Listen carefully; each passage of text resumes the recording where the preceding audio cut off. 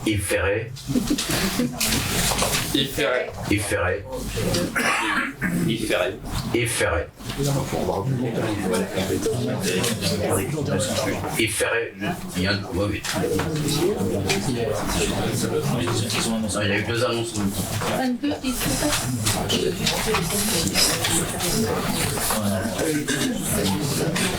Vous pouvez recompter les bulletins Yves Ferret, s'il vous plaît.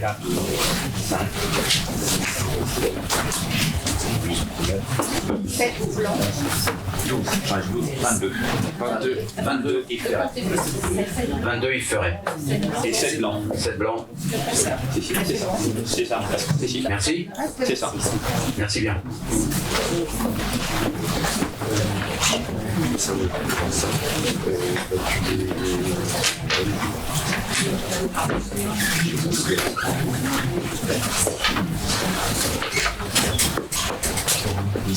Bon, je continue.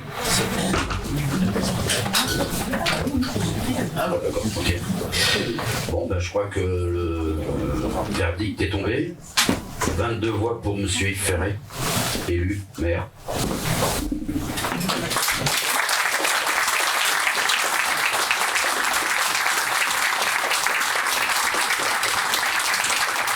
Monsieur Yves Ferret est à présent installé en qualité de maire et la séance se poursuit sous sa présidence.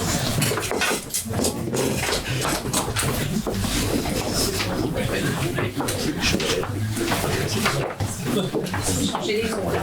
Il faut changer les noms.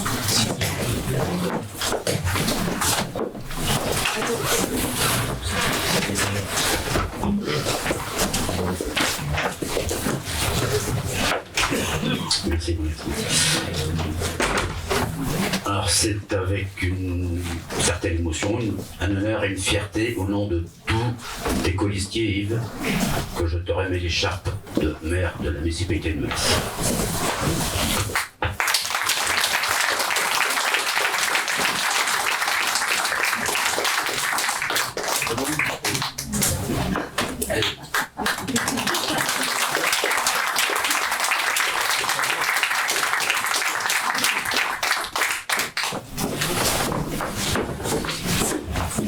Merci à tous.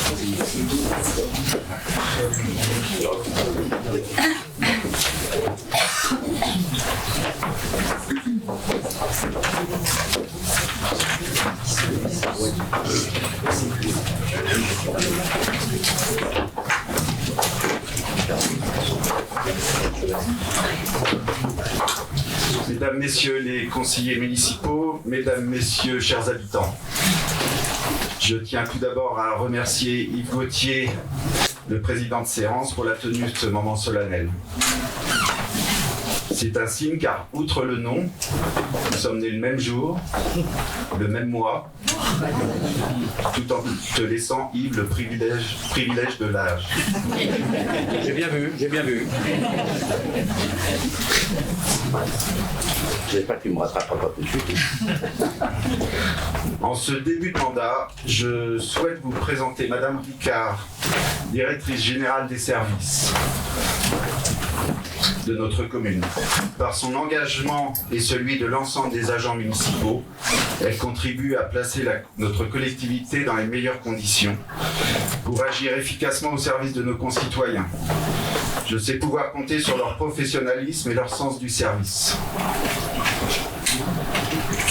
Avant de nous projeter vers l'avenir, je souhaite prendre un instant pour dresser l'historique des maires de Melesse.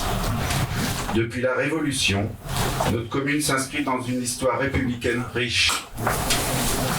Le premier maire de Melesse fut Gilles Ridard, élu le 26 février 1790. 22 maires lui ont succédé.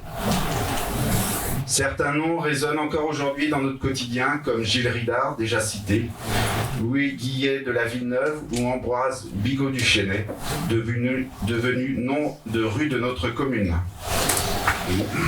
Je veux également saluer ceux qui ont présidé aux destinées de Melesse ces dernières décennies, notamment Louis Monnier, maire de 1949 à 1977, ainsi que Charles Ferret, André Massé, qui est notre maire honoraire et que je salue, je crois qu'il est présent dans la salle. Pierre Hucker et Claude Jaouen, qui ont chacun à leur manière contribué à façonner notre commune.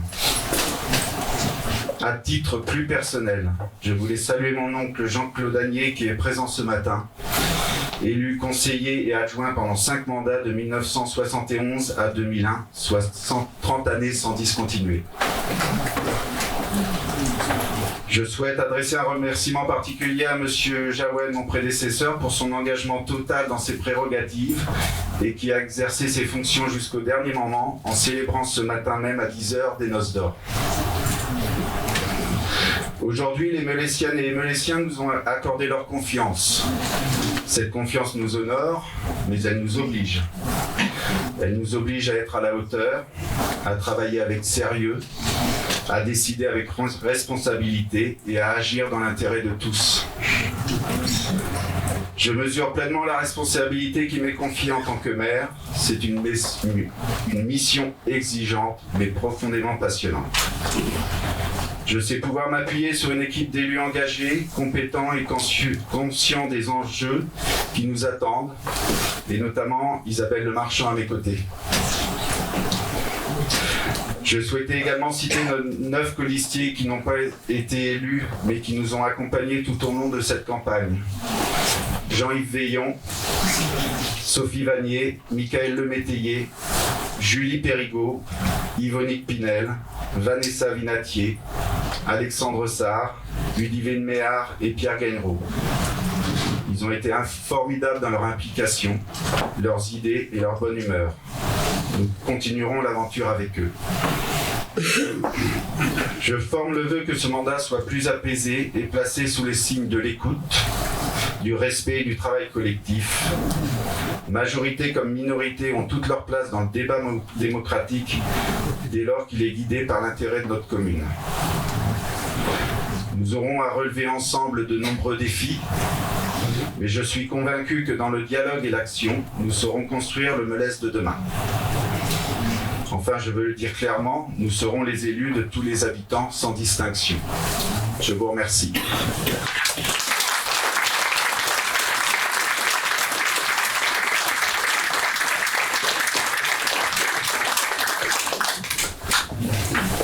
Donc nous allons continuer la séance. Je vous invite à fixer le nombre des adjoints.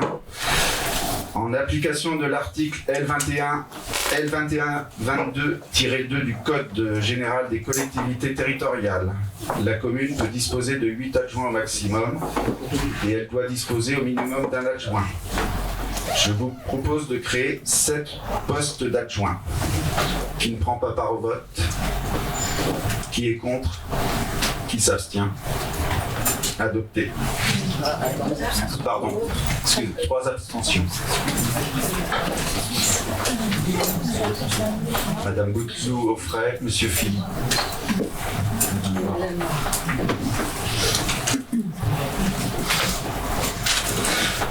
Nous allons maintenant procéder à l'élection des adjoints.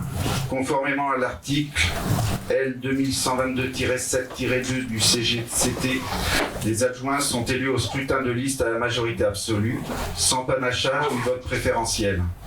La liste est composée alternativement d'un candidat de chaque sexe. Si après 2 tours de scrutin, aucune liste n'a obtenu la majorité absolue, il est procédé à un 3e tour de scrutin et l'élection a lieu à la majorité relative.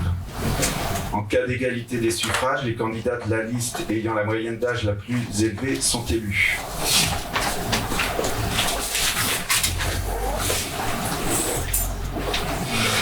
Je vous propose de vous laisser un instant pour déposer les listes s'il y en a.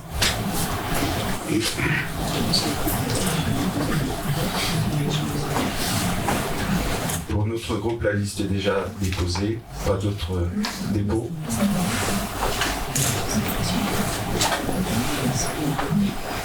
Je rappelle que ces listes doivent comporter au plus autant de conseillers municipaux que d'adjoints à désigner et respecter le principe de la parité. Je constate qu'une liste de candidats aux fonctions d'adjoint au maire a été déposée.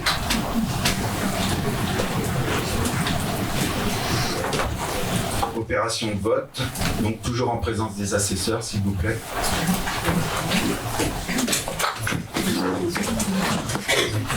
Nous allons procéder au scrutin. Des enveloppes et des bulletins de vote sont mis à votre disposition dans la pièce à côté de la salle des Iris. Je vais appeler successivement les conseillers municipaux pour qu'ils viennent déposer leurs enveloppes dans l'urne au centre de la salle. Donc dans l'ordre de tableau, je suis le premier.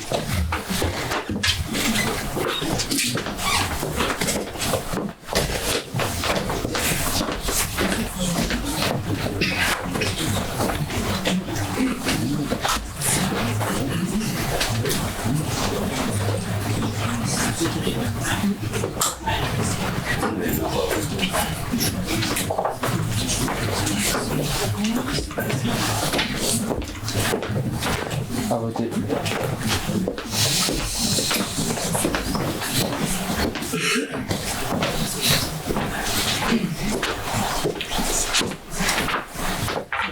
Madame Isabelle Le Marchand.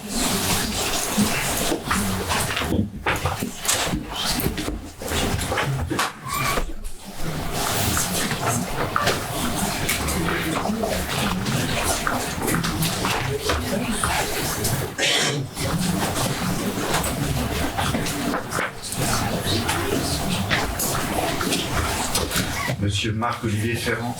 À voter.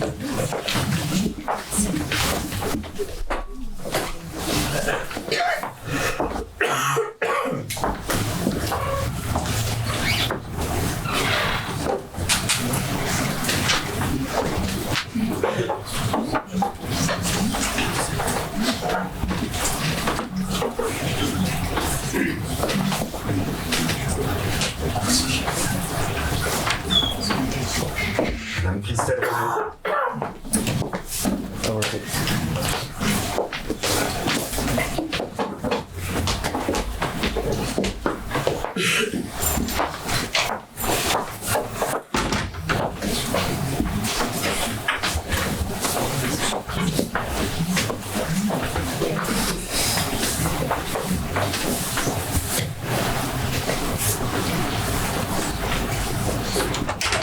Monsieur Yvan Lagadec.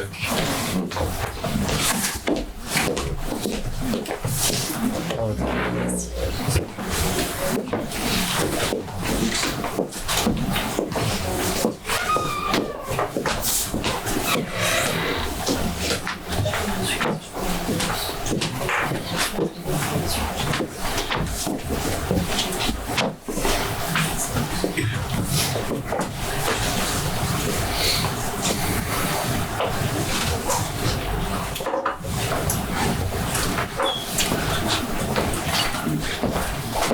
Madame Guylaine Gapillan, Loret.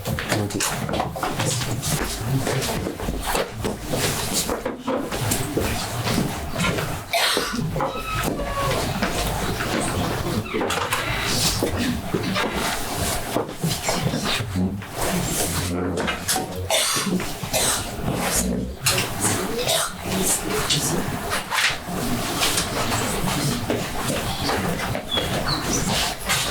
Monsieur Sylbert Lecomte. À voter.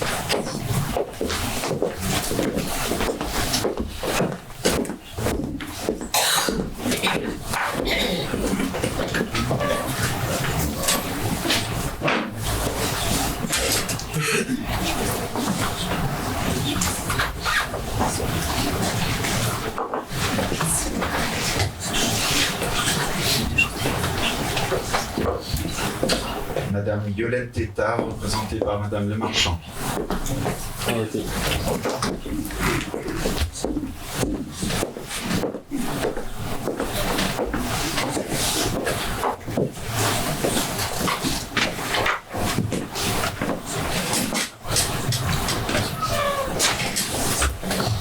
Monsieur Jean-François Cantet.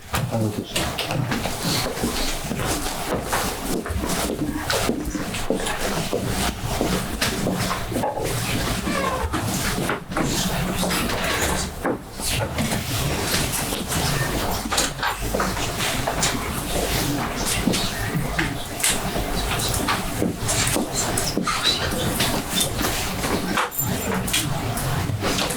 Françoise Sourdin. À voter.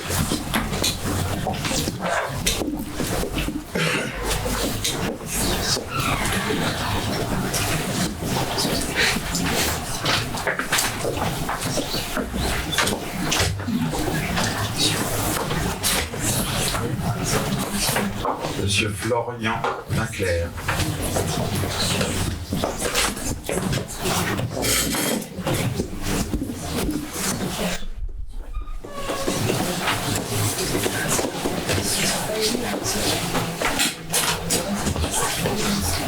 Madame Marie Renard.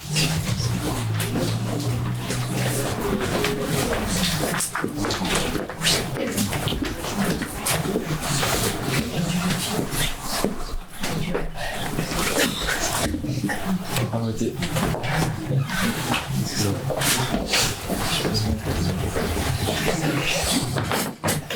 Monsieur Vincent Lugo.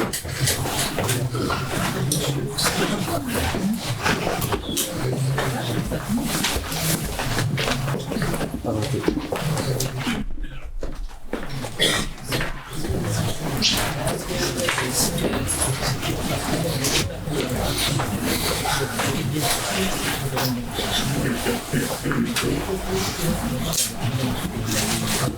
Madame Christine de Baille-Coulanges. À voter.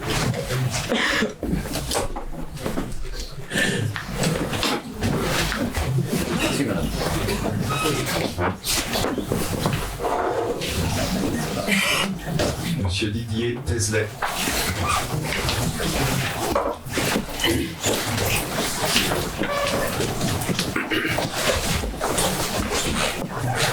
À voter.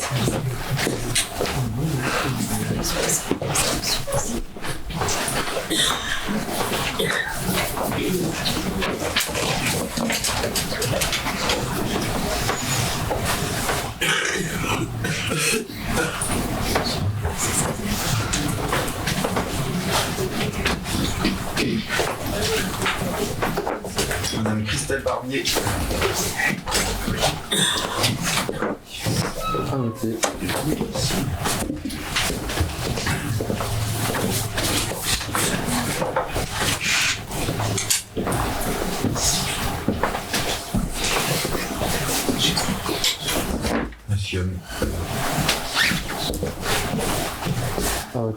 Monsieur Maël Goudbarge.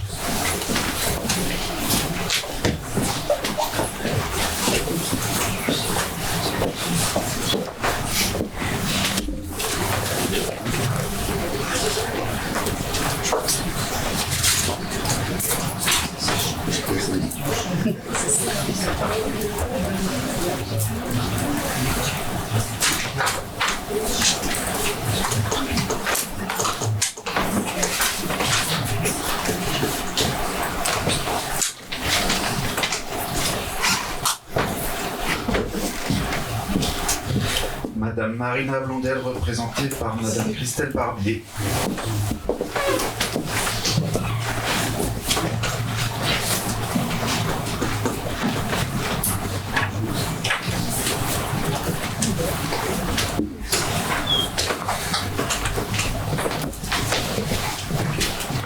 Monsieur Yves Gauthier.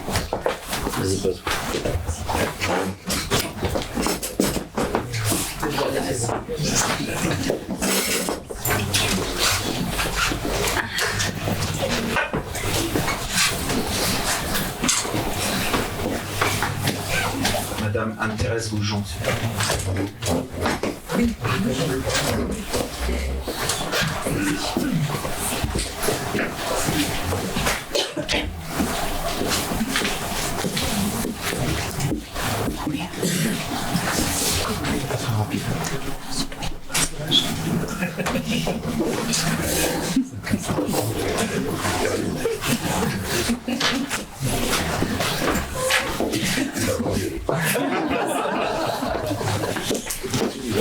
À voter.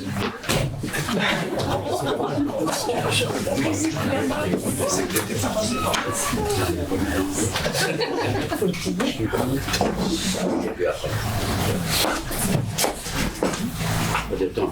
Oui. Monsieur Christophe Moisset.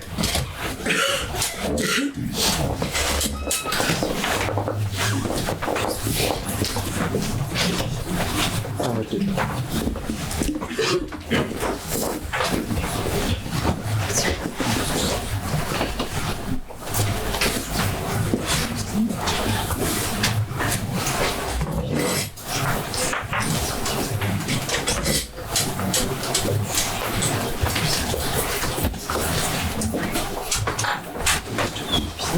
Madame Marie-Christine Joliet. Arrêtez.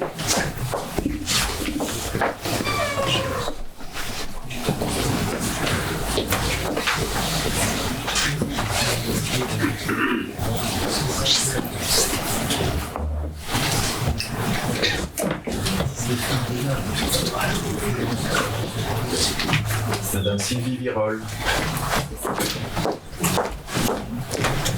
Arrêtez.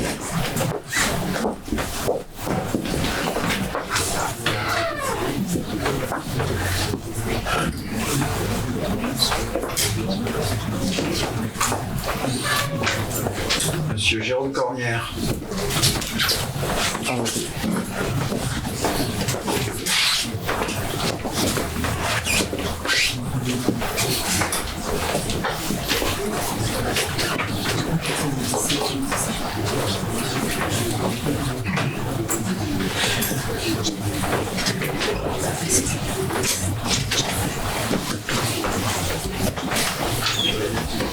Madame Béatrice Valette. Arrêtez.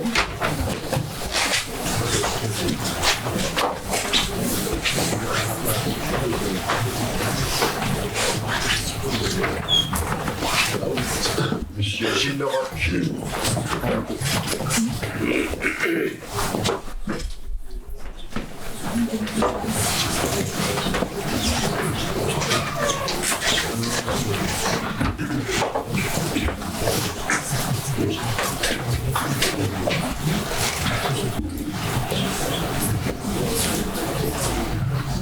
Madame Marion Loira.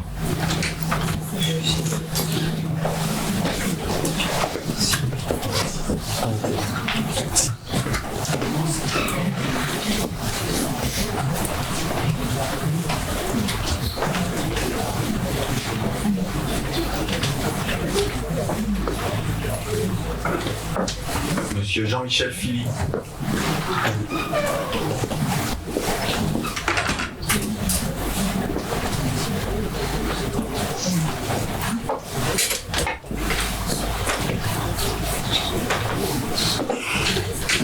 Et Madame Magali Boutelot-Fray.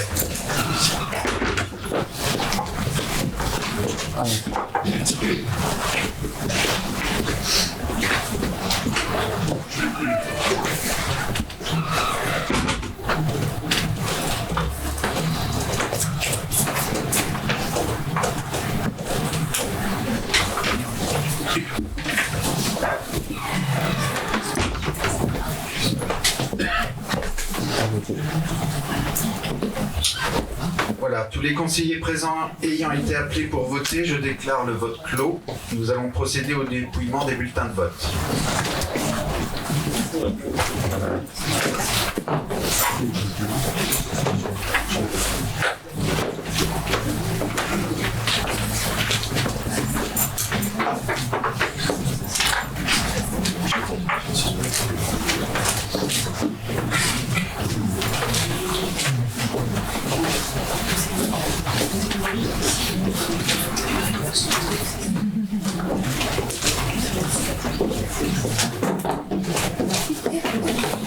On a bien les baskets.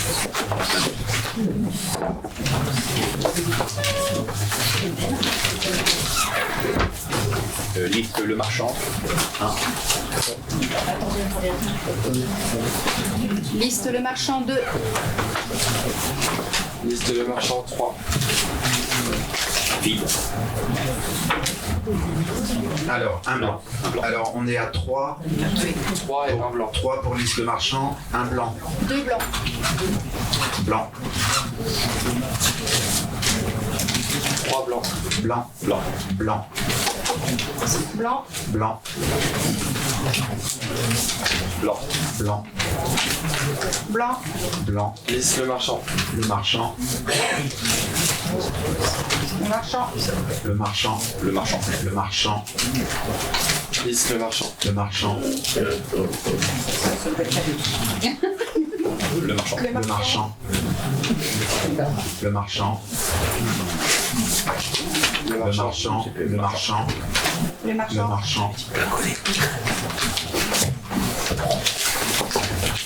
Le marchand. Le Le marchand. marchand. Le marchand. Le marchand. Le Marchand. Le marchand. Le marchand. Le marchand. Le marchand.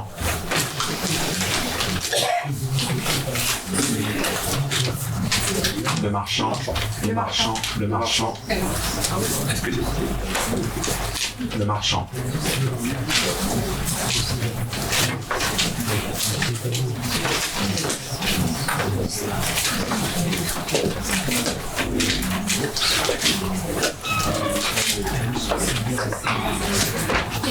Vingt-deux. 22. Le marchand. 22 le marchand. 7 blanc.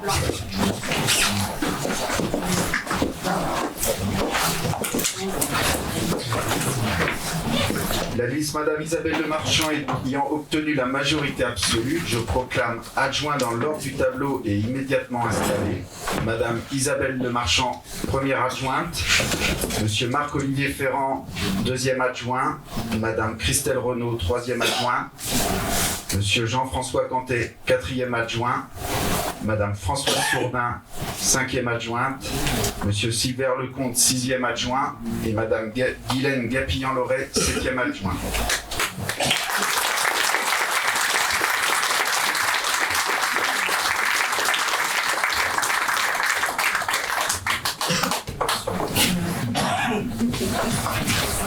Isabelle, c'est également avec une certaine émotion que je te remets l'écharpe d'adjoint, en qualité de première adjointe et en représentation de tous les adjoints élus.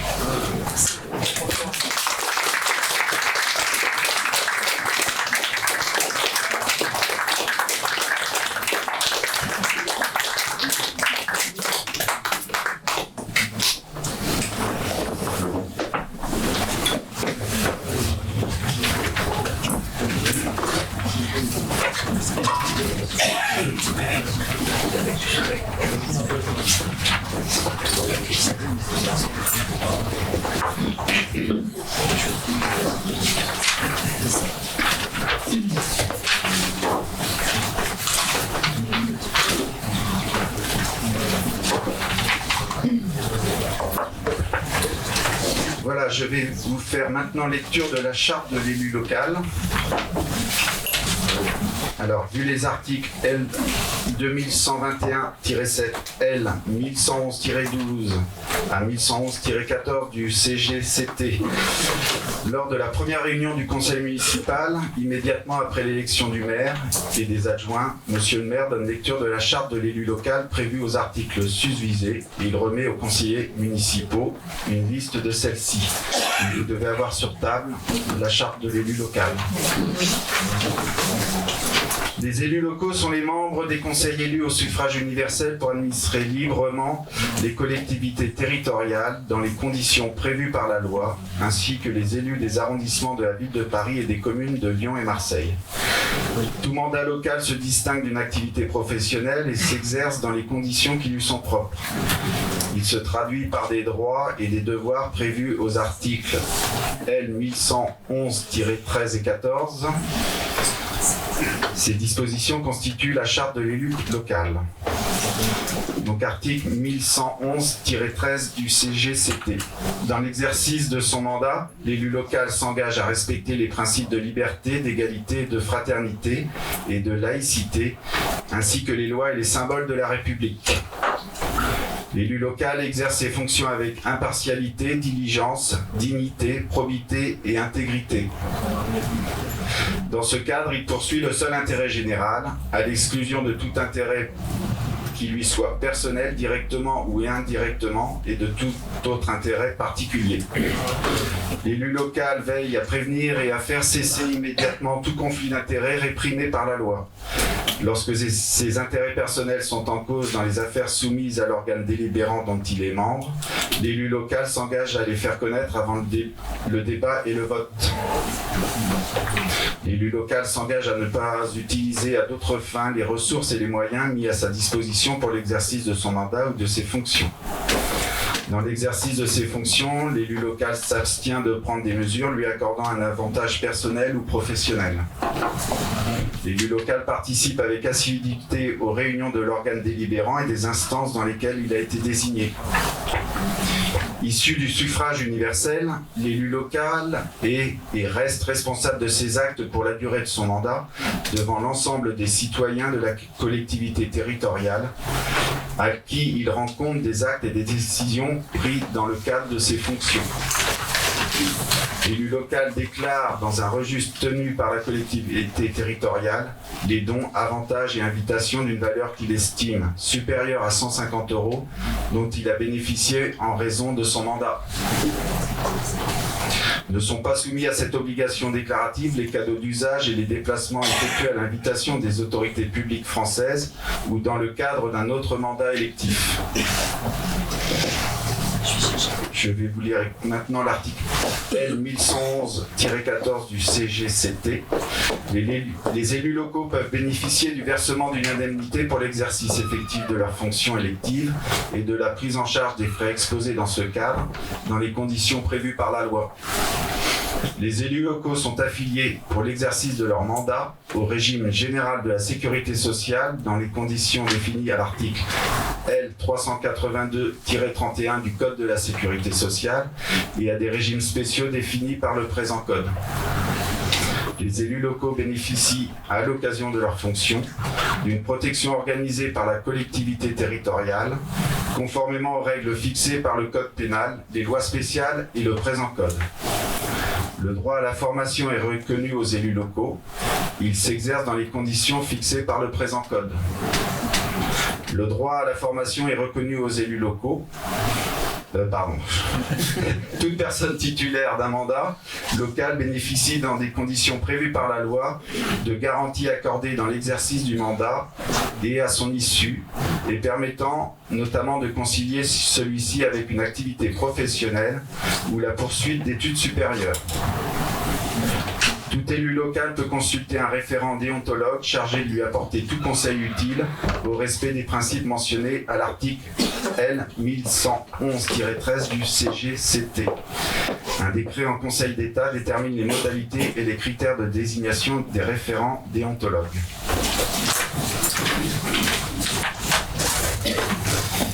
Voilà pour la charte de l'élu local. Et maintenant, nous allons prendre une délibération pour la délégation du conseil municipal au maire au titre de l'article L 2122-2 du Code général des collectivités territoriales. Il y a quelques pages à lire.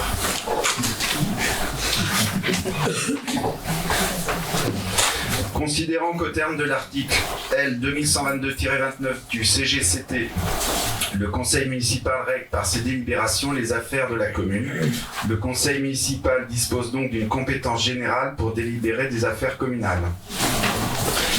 Considérant que le CGCT permet au conseil municipal de déléguer au maire un certain nombre de ses compétences énumérées à l'article L 2122-22, considérant que le maire a l'obligation, conformément à l'article L 2122-23 du CGCT, de rendre compte à chacune des réunions du conseil municipal des délégations dont il a fait usage. Dans un souci de favoriser la bonne marche de l'administration communale, de simplifier et d'accélérer la gestion des affaires courantes de la commune, le conseil municipal a la possibilité de déléguer directement au maire tout ou partie des attributions limitativement énumérées à l'article L 2122-22 du CGCT. Ces délégations sont accordées au maire pour la durée de son mandat et entraînent le dessaisissement du conseil municipal qui ne peut plus exercer les compétences qu'il a confiées au maire. Néanmoins, le conseil municipal peut mettre fin à la délégation conformément aux dispositions de l'article. Alors, il y avait une petite coquille, l'article c'est L 2122-23 du CGCT. Les dispositions prises dans le cadre de ces délégations sont signées personnellement par le maire, à charge pour lui d'en rendre compte au conseil municipal en application de l'article L 2122-23 du CGCT. Le maire peut toutefois subdéléguer la signature de cette décision à un adjoint, voire à un conseiller municipal, dans les conditions prévues à l'article L 2122-18 du CGCT, sauf si le conseil municipal a exclu cette faculté dans la délibération portant délégation. Par ailleurs, l'exercice de la suppléance en cas d'empêchement du maire doit être expressément prévu dans les modalités prévues à l'article L 2122-17 du CGCT dans la délibération portant délégation d'attribution, faute de quoi les décisions à prendre dans les matières déléguées reviennent de plein droit au conseil municipal, sauf nouvelle délibération du conseil autorisant le suppléant à exercer les délégations confiées au maire durant l'absence ou l'empêchement de ce dernier. Le conseil municipal est tenu de désigner avec précision dans sa délibération les attributions qu'il délègue au maire, dans le cas où il n'entendrait lui confier qu'une partie des compétences énumérées à l'article L 2122-22 du CGCT. De la même manière, le conseil municipal ne peut se borner à procéder à un renvoi général aux matières énumérées par l'article L 2122-22 du CGCT s'il désire confier au maire l'ensemble de ces matières. Il est proposé aux membres du conseil municipal de charger monsieur le maire au titre de l'article L 2122-22 et pour la durée de son mandat. Donc, premièrement, d'arrêter et modifier l'affectation des propriétés communales utilisées par les services publics municipaux et de procéder à tous les actes de délimitation des propriétés communales. Deuxièmement, de fixer exceptionnellement, lorsque cela n'a pas été prévu dans la délibération annuelle relative aux tarifs municipaux, avec un montant maximum de 1 000 €, les tarifs de voirie, de stationnement, de dépôt temporaire sur les voies et autres lieux publics, et d'une manière générale des droits prévus au profit de la commune qui n'ont pas un caractère fiscal, ces droits et tarifs pouvant le cas échéant faire l'objet de modulations résultant de l'utilisation de procédures dématérialisées. Troisièmement, de procéder dans la limite des sommes inscrites chaque année au budget à la réalisation des emprunts destinés au financement des investissements prévus par le budget et aux opérations financières utiles à la gestion des emprunts, y compris les opérations de couverture des risques de taux et de change, ainsi que de prendre les décisions mentionnées au troisième paragraphe de l'article L 1618-2 et à l'article L 2221-5-1 sous réserve des dispositions de ce même article et de passer à cet effet les actes nécessaires dans les limites suivantes. Réalisation de tout emprunt dans la limite d'1 million d'euros. Par ailleurs, le maire pourra exercer les options prévues au contrat, renégocier l'emprunt et réaménager la dette.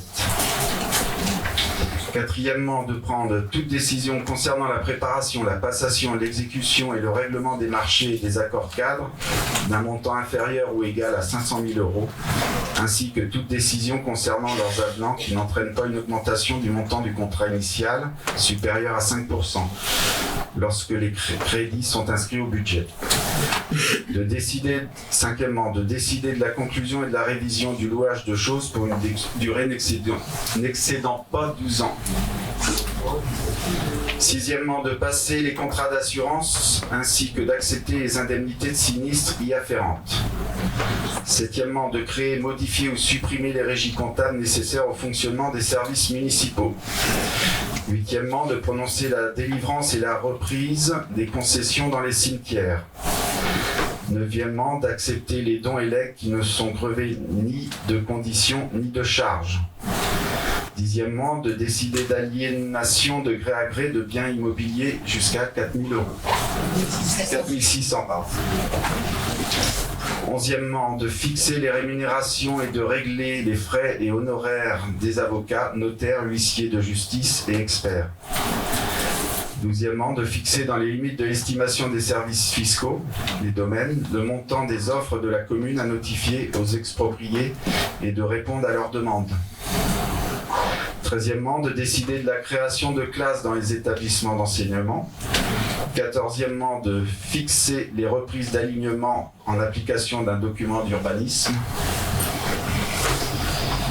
15e, d'exercer au nom de la commune les droits de préemption définis par le code de l'urbanisme dont le périmètre a été arrêté par le conseil municipal, limité aux zones U et AU, que la commune en soit titulaire ou délégataire, et de déléguer l'exercice de ces droits à la communauté de communes du Val-d'Ille-Aubigné ou à l'établissement public foncier de Bretagne à l'occasion de l'aliénation de biens dont l'acquisition constitue une opportunité foncière dans le cadre de la mise en œuvre du programme local de l'habitat ou de constitution de réserves foncières en zone d'extension urbaine et de renouvellement urbain. 16e, d'intenter au nom de la commune des actions en justice ou de défendre la commune dans les actions intentées contre elle. Cette délégation est consentie tant en demande qu'en défense et devant toutes les juridictions. Ceci pour l'ensemble du contentieux, notamment pour la constitution de partie civile. Et de transiger avec les tiers dans la limite de 1 000 € pour les communes de moins de 50 000 habitants. De régler les conséquences dommageables des accidents dans lesquels sont impliqués des véhicules municipaux dans la limite de 15 000 € par sinistre.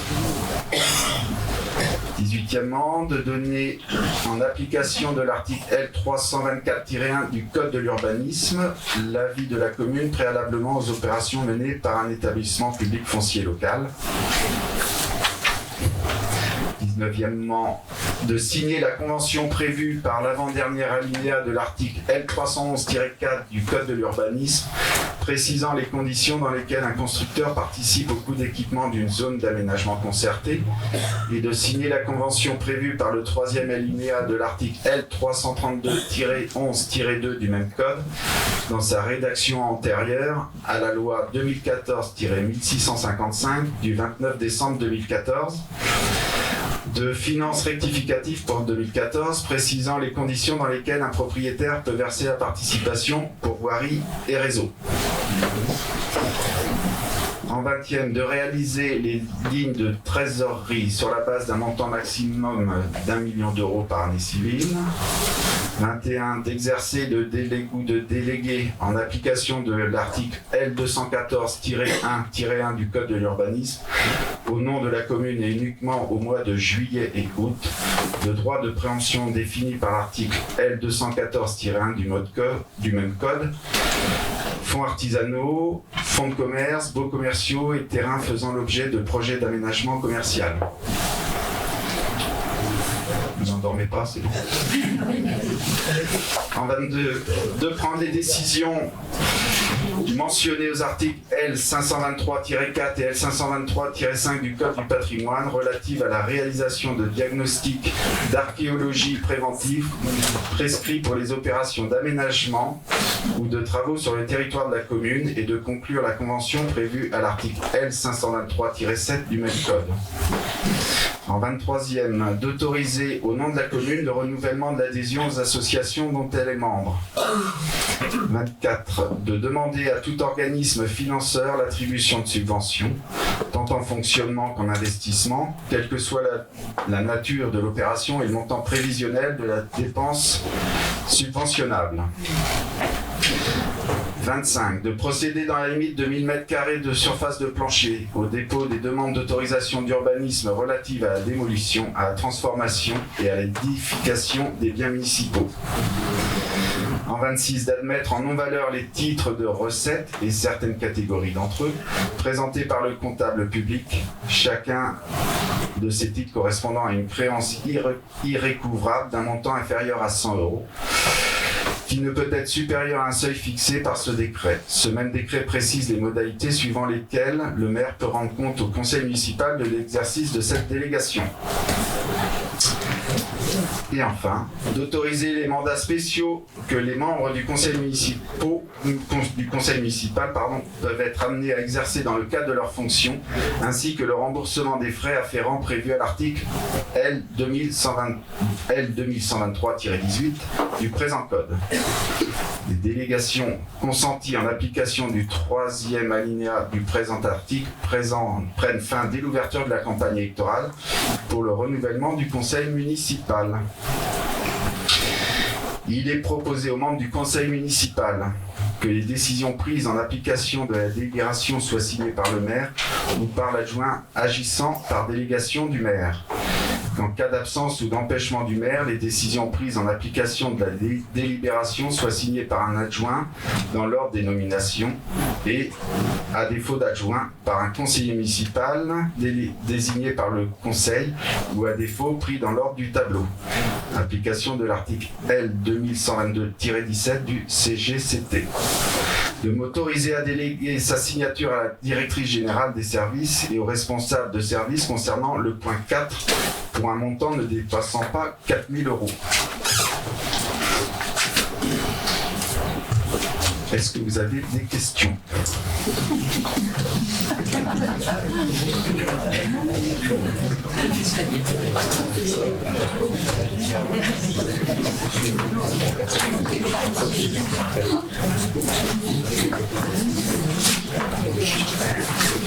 Donc je soumets au vote. Qui ne prend pas part au vote? Qui s'abstient? Qui vote contre? Adopté.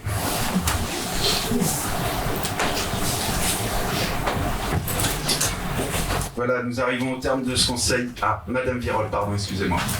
Je vous remercie, Monsieur le maire. Je voudrais juste prendre la parole quelques instants. Au nom de la liste Mélès Notre Avenir, c'est notre groupe aujourd'hui. Donc, vous m'entendez?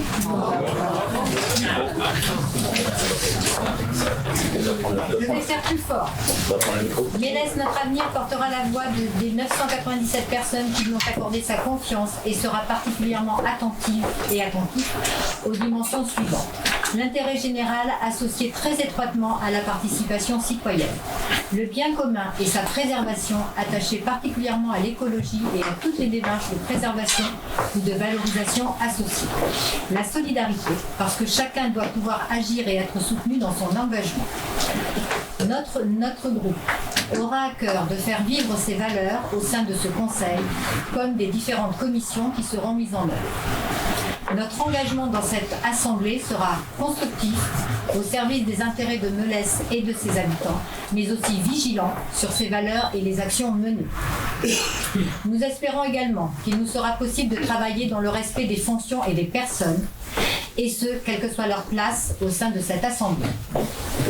De notre côté, nous combattrons les idées chaque fois que cela sera nécessaire, mais serons toujours attentifs à respecter les personnes qui les porteront. Je fais écho ici à ce que vous venez de dire, Monsieur Ferré et Monsieur le maire, et j'espère vraiment que cette dimension-là pourra être respectée par tous ici. Merci.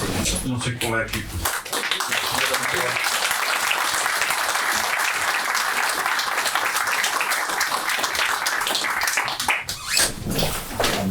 D'autres interventions? Non.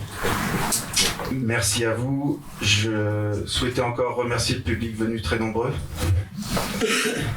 Il le sera certainement beaucoup moins dans les prochains conseils municipaux.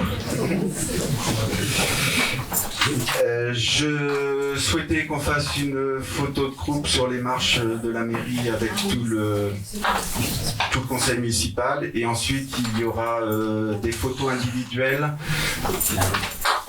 Photo individuelle d'abord? Oui, mais après les gens risquent de partir. Ça va durer 5 minutes si on est très rapide.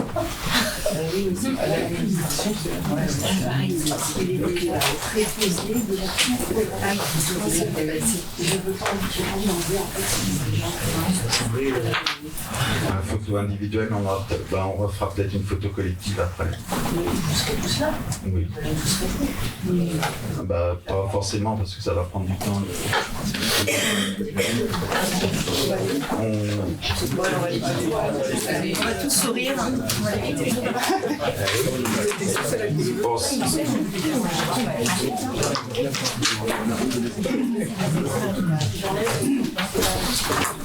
Pour la photo de groupe, on fera peut-être une photo au prochain conseil. Ce sera le soir. Ah, ça sera fort, oui. Eh ben, on pourra la faire juste avant. Il fera jour.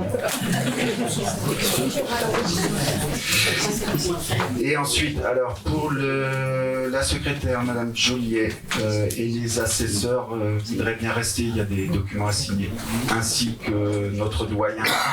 Je suis en double appel. Là. Le public n'a pas le droit de parler aux conseillers. Merci.